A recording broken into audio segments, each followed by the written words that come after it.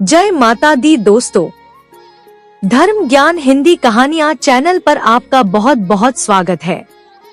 दोस्तों, नवरात्रि के 9 दिनों का त्योहार चल रहा है। इन 9 दिनों में माता के 9 अलग अलग स्वरूपों की पूजा की जाती है। माता रानी को 9 दिनों तक अलग अलग फलों और मिष्ठान्नों का भोग लगाया जाता है। आज नवरात्रि के 7वें दिन पर माँ कालरात्रि का पूजन किया जाएगा। माँ कालरात्रि का रूप देखने में अत्यंत भयंकर है, परंतु ये अपने भक्तों को हमेशा शुभ फल प्रदान करती हैं। इसलिए इन्हें शुभंकरी भी कहा जाता है। इनका वर्ण काला है तथा इनके 3 नेत्र हैं। माता के केश खुले हुए हैं और ये अपने गले में मुंडों की माला धारण करती हैं। कालरात्रि माता गदर्भ यानी गधे की सवारी करती हैं। कालरात्रि माता का नाम लेने मात्र से ही सारी बुरी शक्तियां भयभीत होकर भाग जाती हैं। चलिए दोस्तों, माता कालरात्रि की कथा का श्रवण करते हैं और जानते हैं कि दुर्गा माता ने माँ कालरात्रि का यह विकराल रूप क्यों बनाया था।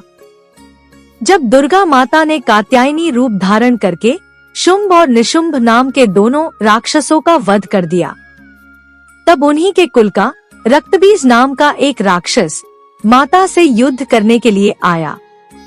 रक्तबीज को ब्रह्मदेव से यह वरदान मिला हुआ था कि यदि उसके खून की एक बूंद भी पृथ्वी पर गिर जाएगी तो उसके खून की एक बूंद से ही दूसरा रक्तबीज राक्षस पैदा हो जाएगा। जैसे ही माँ कात्यायनी ने अपनी तेज तलवार से रक्तबीज पर वार किया, वैसे ही उसके खून से अनेकों रक्तबीज राक्षस पैदा होकर युद्ध के मैदान में भागने लगे और चारों तरफ से माता कात्यायनी पर वार करने लगे। तब रक्तबीज का अंत करने के लिए माता कात्यायनी ने अपने तेज से माँ कालरात्रि को प्रकट किया। कालरात्रि माता का रूप बहुत ही भयंकर और विकराल था। माता के 3 नेत्र और 8 भुजाएं थी। उनके किसी हाथ में तलवार तो किसी में भाला था, किसी हाथ में त्रिशूल तो किसी हाथ में गंडासा था। माँ के एक हाथ में बड़ा सा खाली पात्र भी था। कालरात्रि माता अपने तीनों नेत्र खोले गुस्से से हुंकार भरती हुई रण में उतर पड़ी।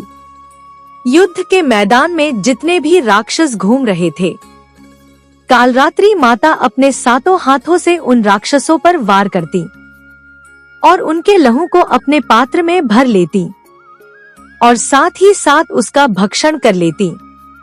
इस प्रकार माता कालरात्रि ने रक्तबीज की एक भी बूंद को धरती पर नहीं गिरने दिया और उसके लहू से जितने भी राक्षस पैदा हुए थे, माता ने उन सभी राक्षसों का वध करके उनका भक्षण कर लिया, ताकि इसके बाद कोई और रक्तबीज पैदा ना हो सके।